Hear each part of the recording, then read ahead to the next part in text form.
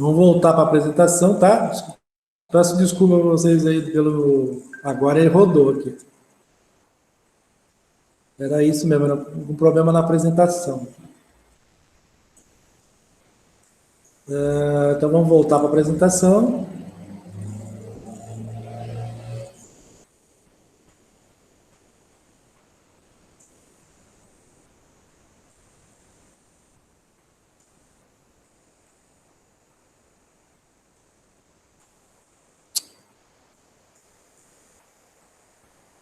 O computador, quando quer, ele não ajuda, né?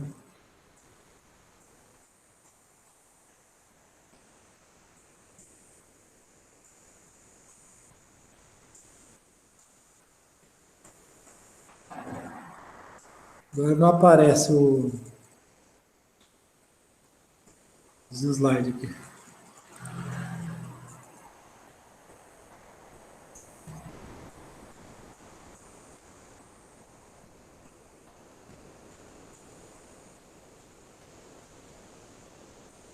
Vai aparecer.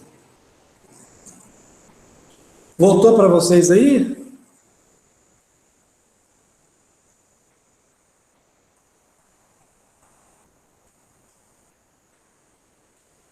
Na hora que eu voltar, vocês me avisam.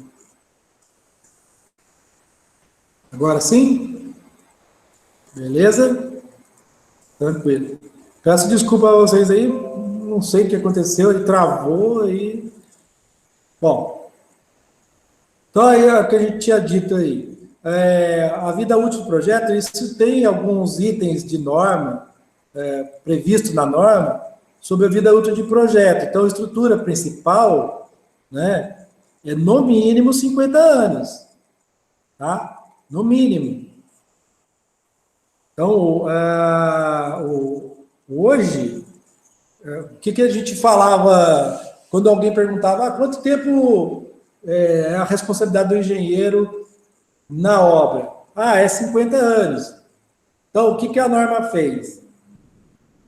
A questão da estrutura principal ainda é 50 anos, mas é no mínimo, sem considerar manutenção nenhuma, né? É óbvio que a gente nunca vai entregar uma obra que você não recomende manutenção, né? Então, só que aí recomendou, você já está passando para o nível intermediário aí, que é 63 anos ou mais, né? Maior ou igual a 63 anos. E você pode ter aí, dependendo do tipo de edificação, até nível de estrutura principal com vida útil do projeto de 75 anos ou mais, né? A gente sabe que a edificação pode mesmo chegar aí a muito mais do que isso. Só que aí o que é bom da norma? Algumas coisas ela diminuiu o tempo, né? Então, vedação externas, que seriam as paredes externas, não é 50 anos, né? No mínimo 40. A interna, no mínimo 20. Cobertura. Então, a estrutura, no mínimo 20. O telhamento, maior ou igual a 13 anos, né? Calhas, maior ou igual a 4 anos. Então, o bom é que você tem esses itens, esses componentes separados. Aí vocês vão falar assim, professor, mas e se tiver que a norma não traz a informação? Bom, aí existe um método de cálculo, que isso aí eu posso até ensinar vocês aí a como fazer na próxima aula. Eu posso ensinar vocês aí, se vocês quiserem. Método de cálculo a VUP. E leva em consideração, tá, que todo método de cálculo é baseado na estrutura. Então, aí você tem lá alguns critérios. Se o componente oferece risco de vida ao usuário, aí ele se encaixa numa situação. Se o componente não oferece e o custo é baixo, aí vai para outra situação e aí por diante, tá? Isso a gente pode entrar nesse mérito, se vocês quiserem, aí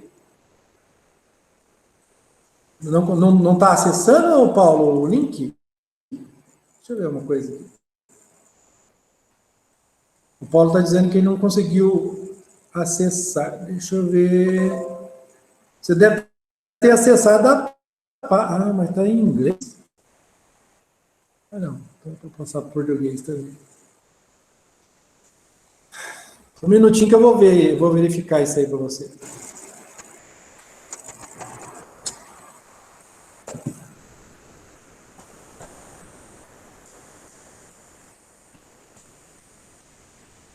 Peraí que eu já vou ver se eu consigo solucionar isso para você aí, porque a não ser que eles tiraram o livro de lá.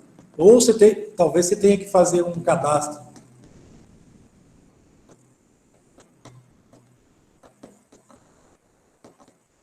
Deixa eu ver aqui.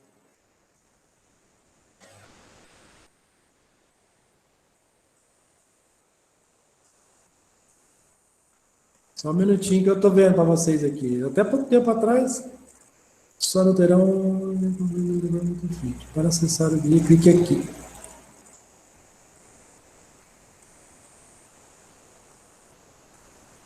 Deixa eu ver o que é que está acontecendo.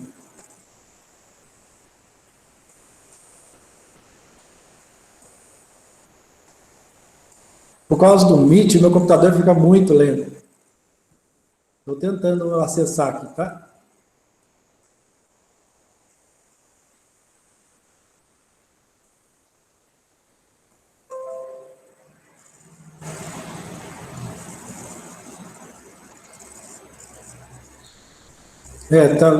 Tem alguma coisa. Essa página que você tentou acessar não existe no portal Cevic.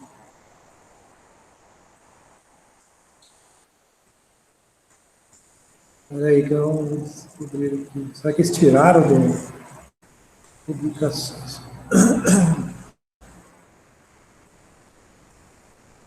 Tinha, aliás, não era só o livro, mas tinha vários outros livros. Não era só o guia da norma de desempenho, tinha outros, tinha até como elaborar o manual de manutenção, tinha também.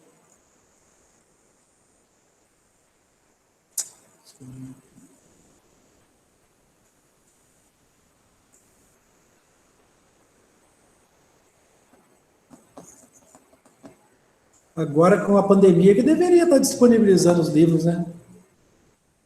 Publicações.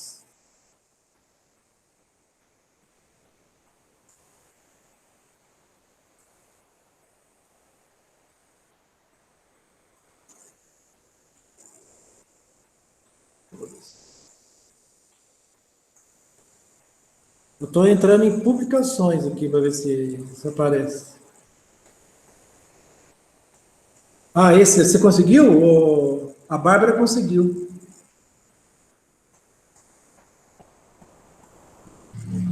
Ô, Bárbara, compartilha lá no grupo também, lá no WhatsApp.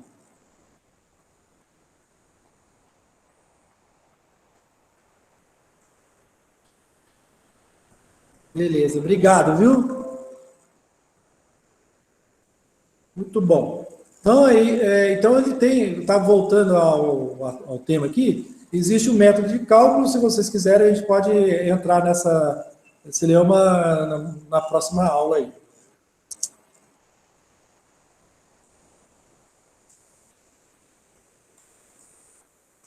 Bom, aí, né, agora o item específico mesmo sobre patologia e estrutura de concreto, né, avaliação de estrutura de concreto. Bom, conforme o método de avaliação da estrutura se baseia no seguinte: a análise de projeto dos componentes estruturais do edifício deve ser feita nas seguintes normas. Aí tem uma sequência de normas aqui que eles se baseiam, né? 6118, a 6120, que é de fundações, né? E aí por diante. Na inexistência de norma técnica brasileira, né, para um tipo de estrutura, pode ser aceito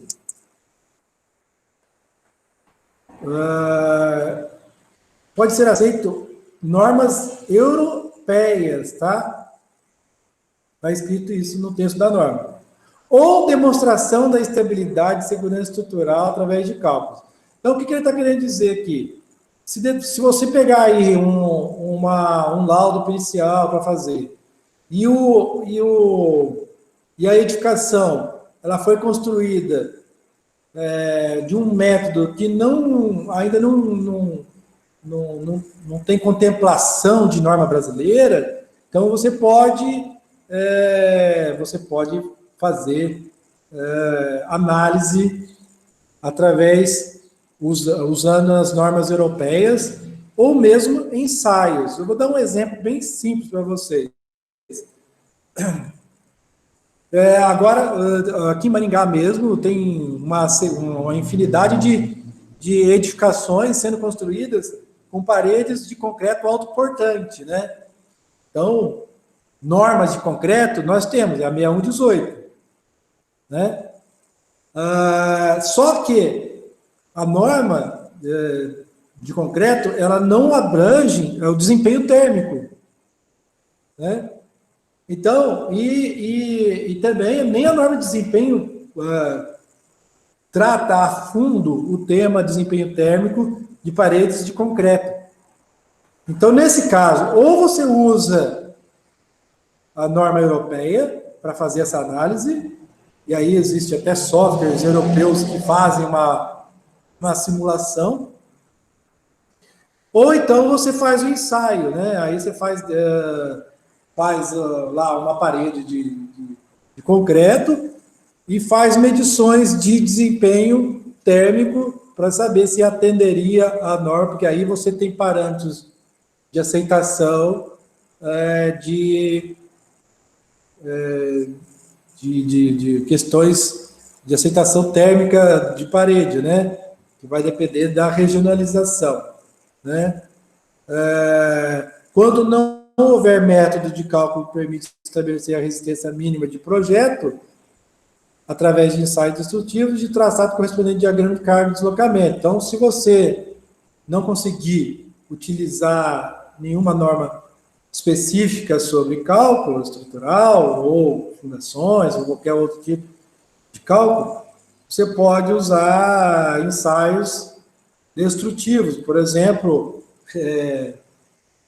fazer a remoção de um corpo de prova de estrutura de concreto, levar para ensaio, fazer um teste de carga, como está no desenho aqui, né? E fazer um acompanhamento de evolução de flecha e assim por diante. Ok?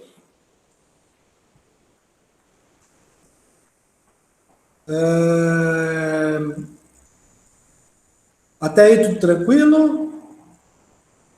Ô, Bárbara, eu vou até salvar o link aqui. Cadê o link que você mandou? Aqui. Vou salvar e vou colocar na apresentação aqui para as futuras apresentações.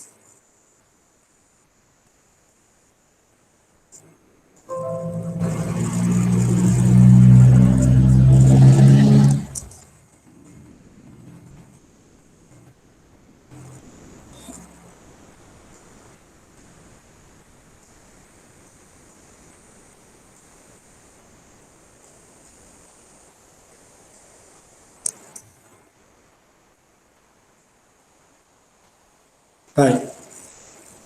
Vamos voltar lá onde a gente tinha parado. Bom, então, se eu não tiver como analisar os cálculos, eu posso fazer ensaio e acompanhamento de diagrama de carga versus deslocamento.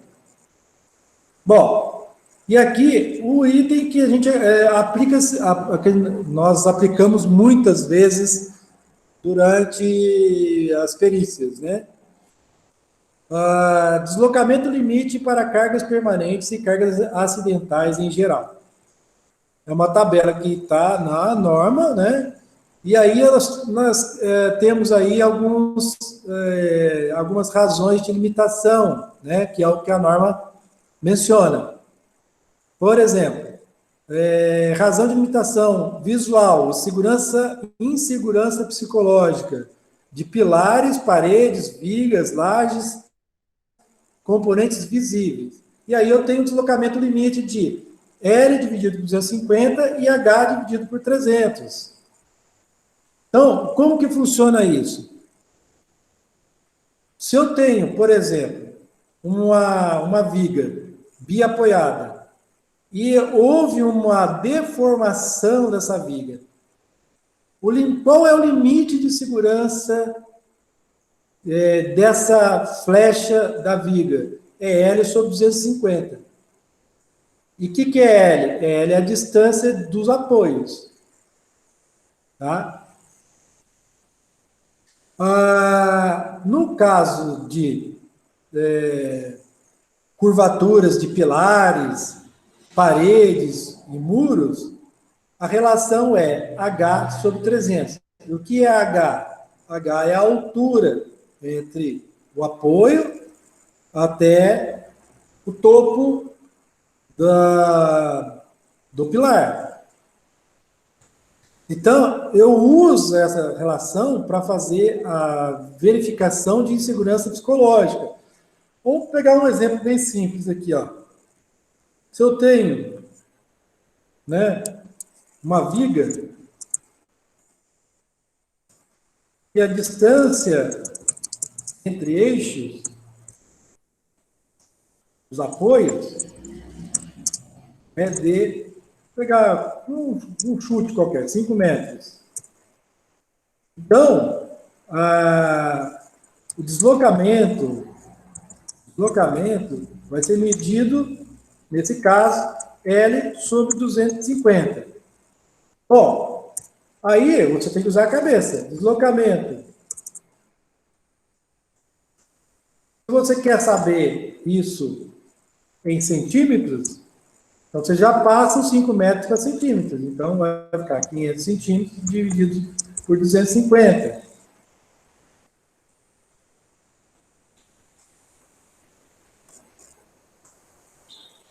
Então o deslocamento máximo, né? Vou até colocar aqui, máximo.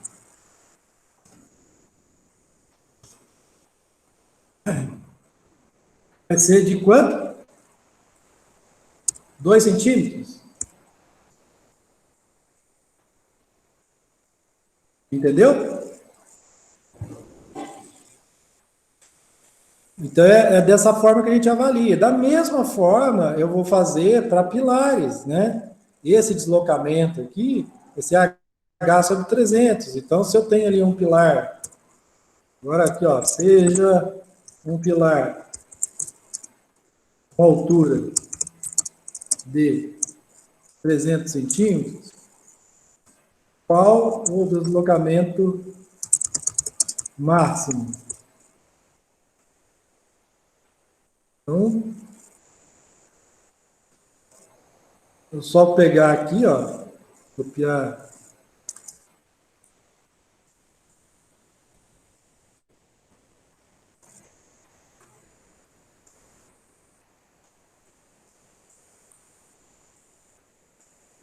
Vai ser H, que muda, né? A relação H sobre 300. Então, eu vou mudar isso aqui para 300 centímetros, e 300 é a relação. Vou ter, então, 1 centímetro, que é o deslocamento máximo permitido. Tá? Então, a ideia seria essa.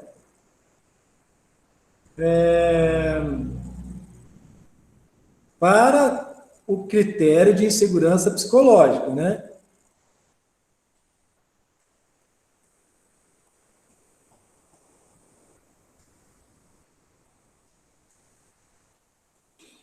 Estou só esperando salvar.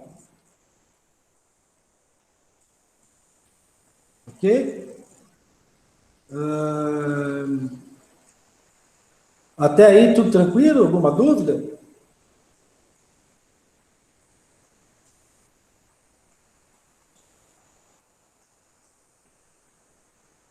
Tudo certo?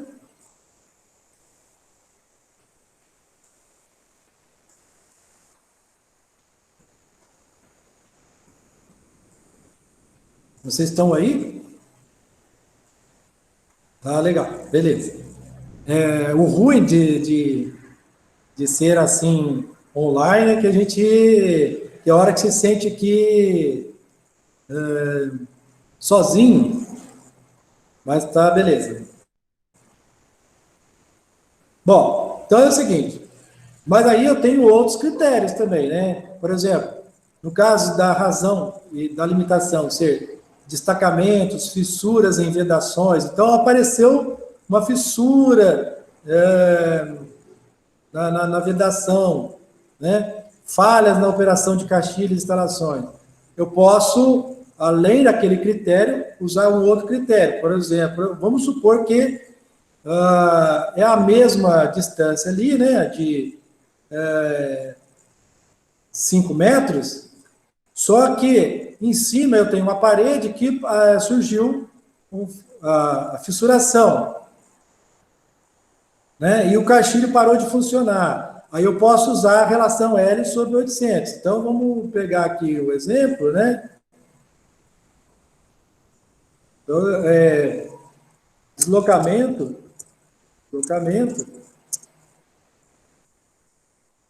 para razão de fissuras. Então, vai ser, nesse caso, existe a fissura, né? L sobre 800.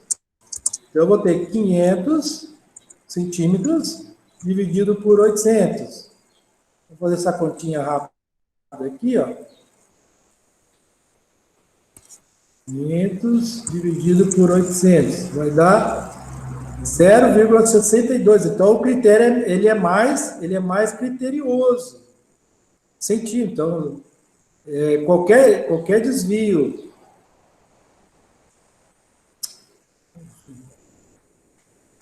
que vai dar, então, ó, 0,625 centímetros. O que ele está dizendo aqui? Que a parcela da flecha ocorrida após a instalação da carga, né?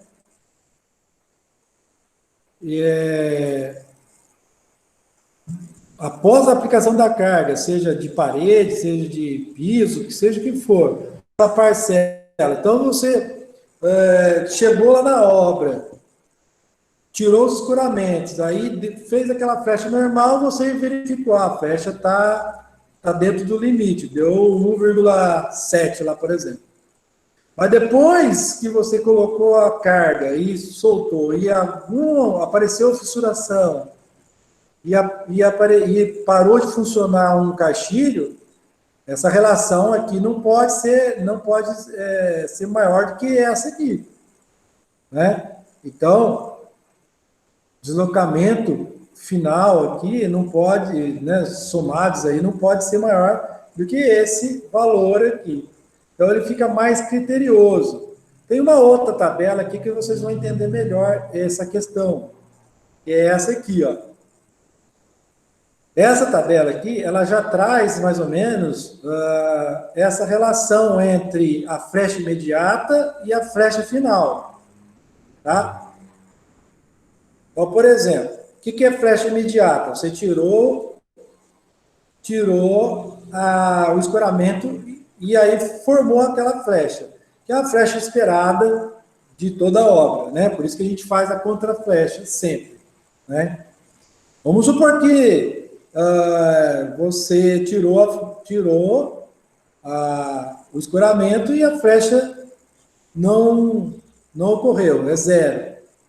Só que aí depois, com a carga você tem a flecha final, que é com o passar do tempo. Então, você tem aqui outra relação, é L sobre 400. Então, o que acontece? Se você for pegar aqui a flecha final, né, que é a flecha imediata, que é L sobre 800, é exatamente o valor que a gente estava vendo ali anteriormente, L sobre 800. Mas aí você pode também jogar na equação essa fórmula aqui, que é L sobre 400, para parcela de cargas nas vigas e lajes, paredes monolíticas de alvenaria. Então, com aberturas eu tenho L sobre 400, sem abertura L sobre 340. Bom, aí se eu for perguntar para mim, mas professor, está confuso isso, qual que eu uso, né? O que eu uso sempre é esse aqui, ó, segurança psicológica. E esse aqui, logo de cara, já me dá valores máximos de deslocamento, tá? Só que quando surge fissuras ou mau funcionamento, aí eu faço uma análise mais elaborada, e aí eu faço uma análise dando esses critérios mais rigorosos, tá? Então, aí eu entro com essa tabela aqui, na verdade, ó. Eu faço, aliás, quando a gente vai na obra, não tem nem como fazer a avaliação da flecha imediata, porque muitas vezes a edificação já está concluída há muito tempo. Então, eu uso essa relação aqui de flecha final, tá? Sobre 400, você vai ver que é um pouco mais rigoroso, né? Porque se você dividir o valor aqui, que eu usei 250, dá 2 centímetros. Se você dividir 500 por 400, vai dar bem menos. Então, a flecha é mais rigorosa, né? Se eu pegar 500 e dividir por 400, dá 1,25 centímetros. Então, eu vou ser mais criterioso quando eu tenho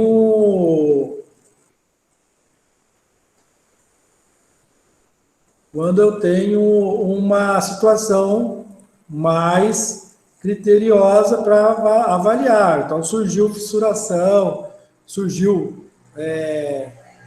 mau funcionamento de componentes, eu uso a outra tabela.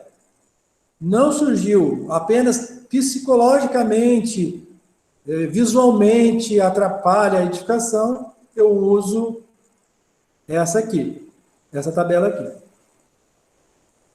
Ok? Vamos ver aqui, vamos voltar lá de novo aqui. Aí eu uso essa tabela aqui. Aqui só para ilustrar, né? Ele coloca, deixa eu ver se eu consigo aumentar aqui a tela. Então ele coloca aqui, ó, esse L sobre 800 aqui nada mais é do que essa fórmula aqui, ó, SGK, que é L sobre 1000, mais 0,7 de SQK, que é L sobre 2.800. E essa expressão aqui resulta em L sobre 800, para a flecha imediata, né? Olha lá. L é o vão teórico. Para vigas e lajes em balanço, admite-se deslocamento correspondente a 1,5, o respectivo valor indicado. Então, no caso de laje em balanço, o valor que der aqui eu posso multiplicar por 1,5 vezes.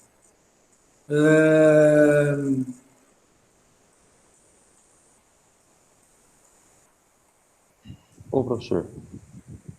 Opa! Qual que é a diferença? Não, qual que é a diferença de flecha imediata e final que o senhor tinha falado, que eu não tinha escutado? Eu não entendi. A diferença de flecha final e flecha imediata. E quando que usa essa primeira tá. tabela e quando que usa a tabela de baixo. Quando que eu uso a uma e quando que eu uso a outra, isso? Isso. Tá, vamos voltar. Ó, eu faço o seguinte, ó. Aqui, só um minutinho. Essa tabela aqui, ó, eu uso quando aparece problemas de fissuração e mau funcionamento de componentes. Por exemplo, se eu tenho uma parede em cima e ela fissurou, eu uso, ela é uma parede com abertura, tem janela, e a janela parou de funcionar. Eu uso essa relação aqui, ó, L sobre 400. Tá vendo aqui, ó? Deixa eu ver se eu consigo desenhar aqui.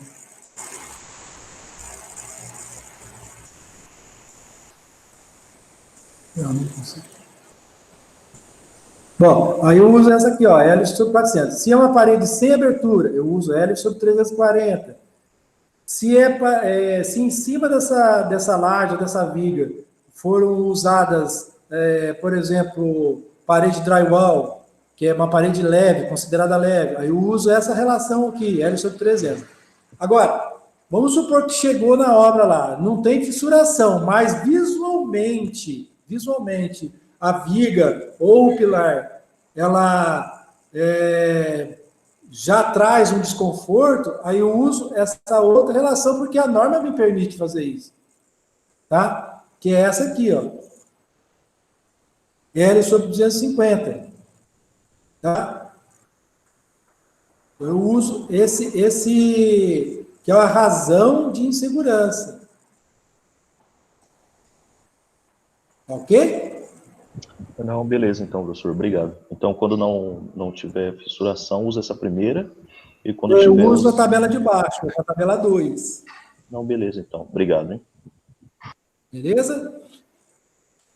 Então, aqui, ó, eu tenho um caso prático aqui, ó,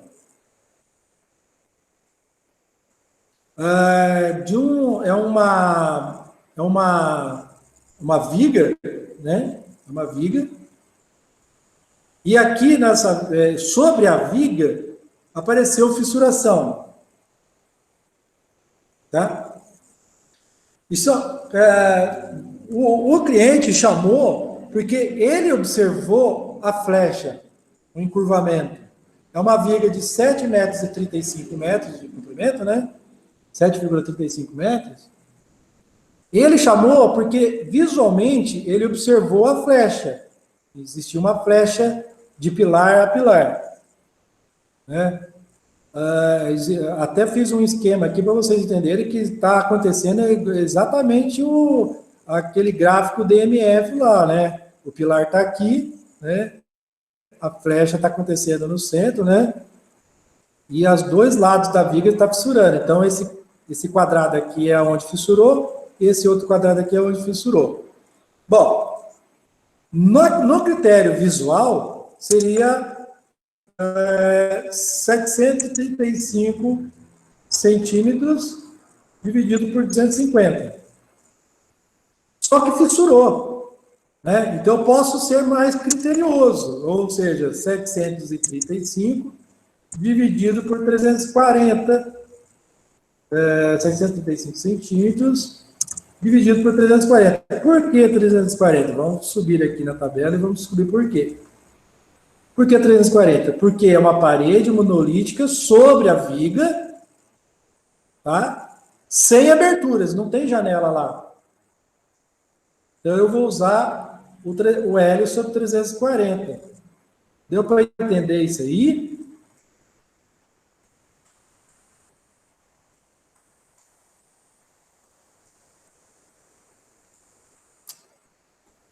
Ok? Então, voltando lá no exercício, eu usei a regra do 340.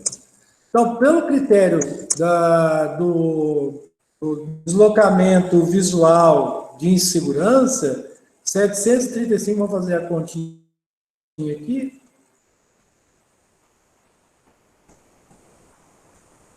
735 dividido por 250, eu tenho 2,94. E 750 dividido por 340, eu tenho 2,20 centímetros. Então, um é quase 3,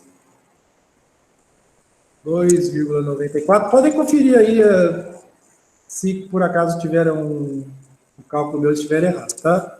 E 2,20 centímetros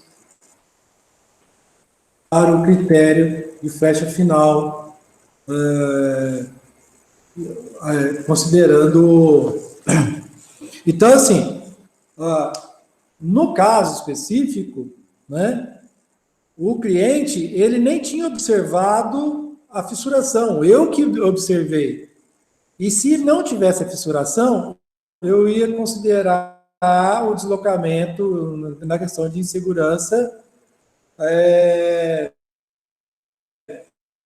esse valor. Mas como eu observei a fissuração, então eu vou considerar esse critério, que é mais rigoroso, né? É mais rigoroso, mas ali é 2,20, né? Bom, e aí medindo lá no local, né? A flecha. Então, esse aqui é o cálculo, né? É a medida que a gente seria aceitável, né? Valor aceitável.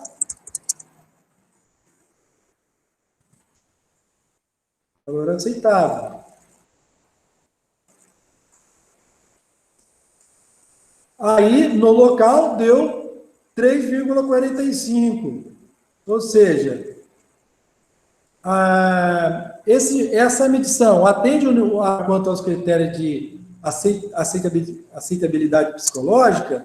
A resposta é não, pois foi maior que 2,94 centímetros. E na flecha final? Também não, pois o valor foi maior que 2,2 centímetros. Tá? Bom, então, nem no critério de aceitabilidade psicológica passou e nem no critério de flecha final passou. Então, o que a gente, nesse caso específico, vai fazer? Não é condenar a estrutura, né? E sim dizer que houve um desvio maior do que permitido pela norma e que seja feitas ações prevenção, não de prevenção, mas de ações de promover a segurança para o usuário. Aí quais são esses tipos de ações? Né? É isso que a gente vai ver em aulas futuras, mas normalmente tenda um reforço estrutural, seja por fibra de carbono, seja por acréscimo de altura da viga, se for possível fazer isso, por meio de estrutura metálica ou mesmo de concreto. E aí tem diversas formas que a gente vai abordar em aulas futuras. Ok? Deu para entender isso aí ou não?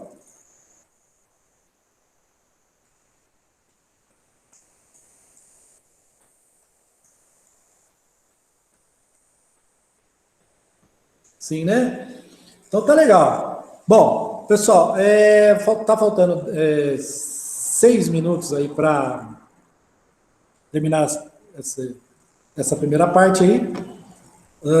Eu vou até retomar aqui a chamada para ver se ficou alguém que tinha levado falta e se está presente. O Edeilton está aí?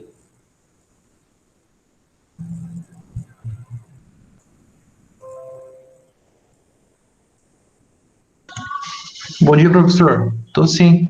Beleza, Edeilton presente, né? Opa, tudo bem, Edeilton? Tudo. Eu vou colocar presença Ok, para vocês. obrigado. O Gabriel Seco está aí? Aqui, professor. Gabriel Seco? Sim. Opa, seja bem-vindo aí, Gabriel. Seja bem-vindo, tá? Opa, valeu, professor. Valeu. A Giovana, não, né? O Gustavo Rossano. Opa, Não, né? opa, bom dia.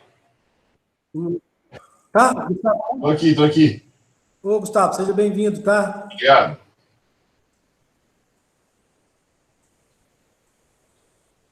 Então, Gustavo presente. Jair de Oliveira Correia.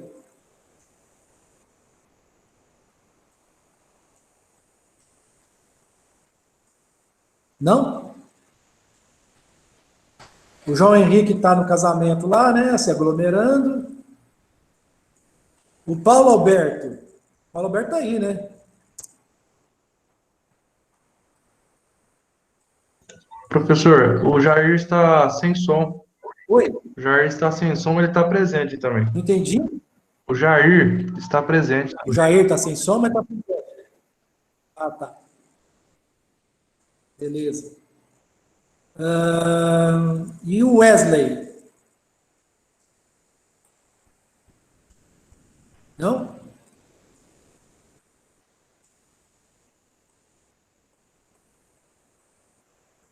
Wesley não, né? E na outra turma lá, que é o Luiz Guilherme Magrini, tá aí?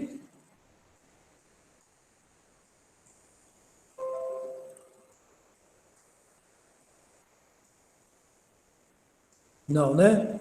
E, por fim, o Marcos Felipe Dias. Ô, professor, acho que o Wesley tá aí também.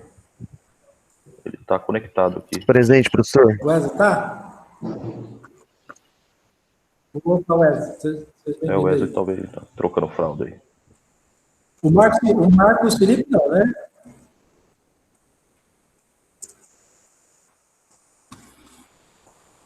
Ô, professor, tá me ouvindo? Então tá, jóia, pessoal. Vamos. Oi? Alô, professor? Vamos almoçar aí. Pode ser?